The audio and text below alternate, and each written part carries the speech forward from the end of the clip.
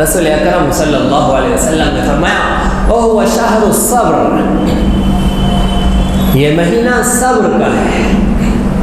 صبر کا مہینہ ہے۔ صبر کس بات پر کرنا ہے؟ صبر 3 قسم کا ہوتا ہے۔ صبر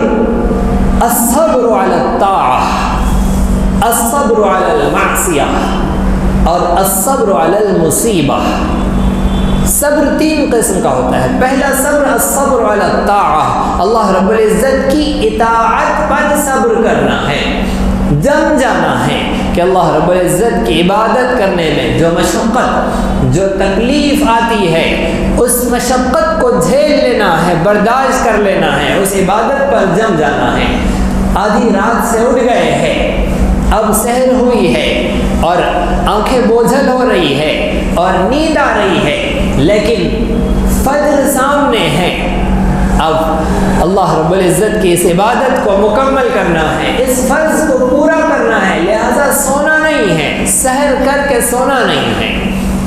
نماز کے لیے لڑنا ہے اپنی نیند سے۔ یہ ہے صبر علی الطاعہ، صبر کرنا ہے، نیند کو برداشت کرنا ہے۔ گھر میں نہیں پڑھ لینا ہے نماز کہ سحر کر لی ہے اور اب گھر ہی میں نماز پڑھ لی اور سو گئے، نہیں، بلکہ صبر کرنا ہے اور جماعت سے نماز پڑھنا ہے، مسجد پہنچنا ہے۔ ظہر کی نماز کا وقت ہے، بس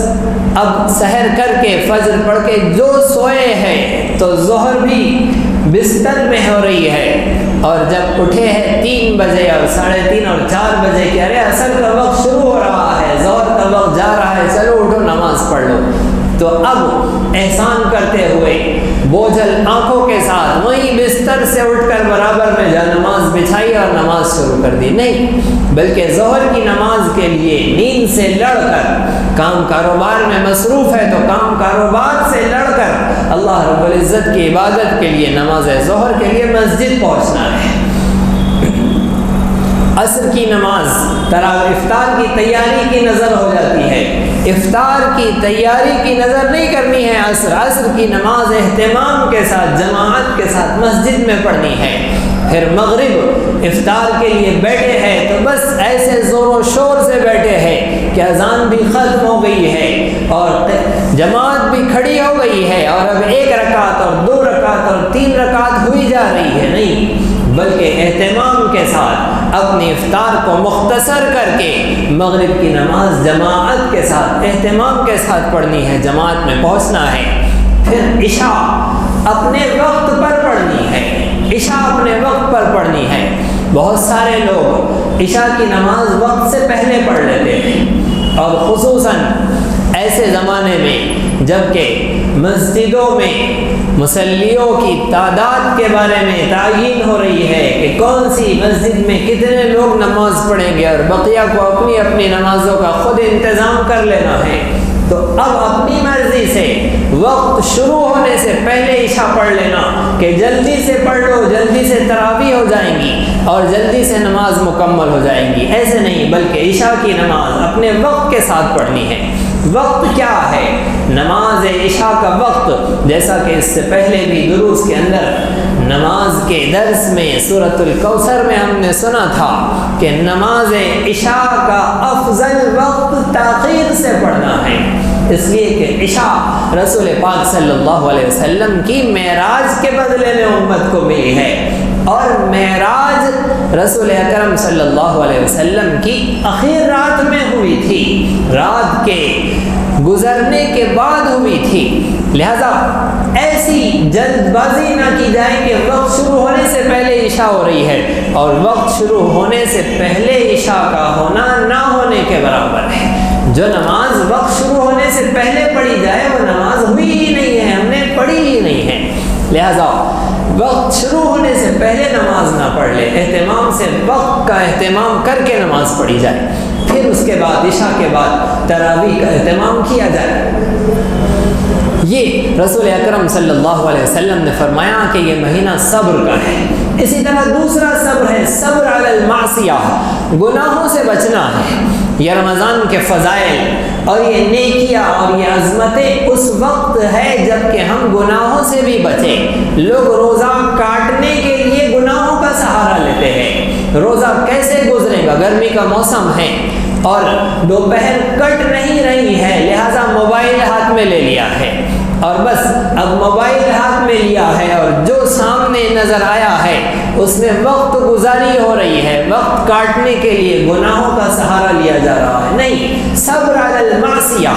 یہ تو سارا سال صبر کرنا ہے، لیکن رمضان خصوصیت کے ساتھ صبر کا مہینہ ہے کہ اس مہینے میں گناہوں سے اپنے آپ کو بچانا ہے۔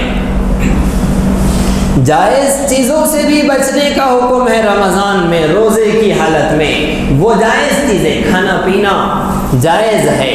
اپنی بیوی سے اپنی خواہش کو پورا کرنا جائز ہے، لیکن رمضان میں صبح صادق کے بعد، سحر ہونے کے بعد سے لے کر افطار تک ہم کو جائز چیز سے بھی منع کر دیا گیا، تو ناجائز کی کیسے اجازت ہو سکتی ہے؟ ناجائز کی کیسے گنجائش ہو سکتی ہے؟ لہذا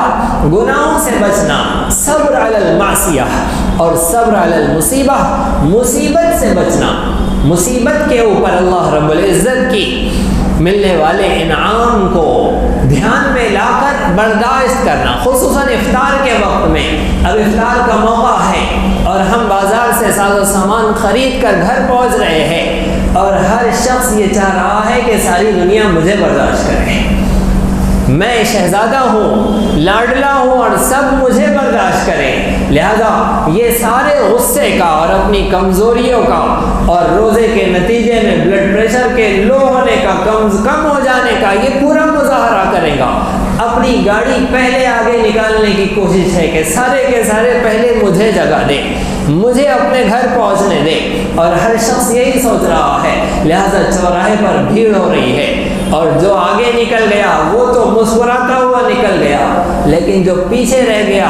وہ شور ہنگامہ کرتا، زبان درازی کرتا اور گالی گلوچ کرتا ہوا رک گیا۔ نہیں، صبر علی المصیبہ، اس مصیبت کے نتیجے میں جو اللہ رب العزت نے روزے کے ذریعے سے ہماری تربیت کا انتظام ہو رہا ہے، جس سے جسم میں کمزوری پیدا ہوتی ہے، معدہ خالی ہوتا ہے، شوگر لیول کم ہوتا ہے، اللہ رب العزت ہمارے خواہشات نفسانی کے بوجھ کو کم کر کے ہمیں ہماری روحانیت کو بڑھا کر ہمارے اندر اعتدال لانا چاہتے ہیں۔ لہذا ایسے وقت میں اپنی کمزوری کا مظاہرہ نہ کرے بلکہ صبر کرے، اس مصیبت کو برداشت کر لے۔ وہ شہر الصبر، صبر پر کیا ملے گا؟ وہ صبر ثوابہ الجنہ،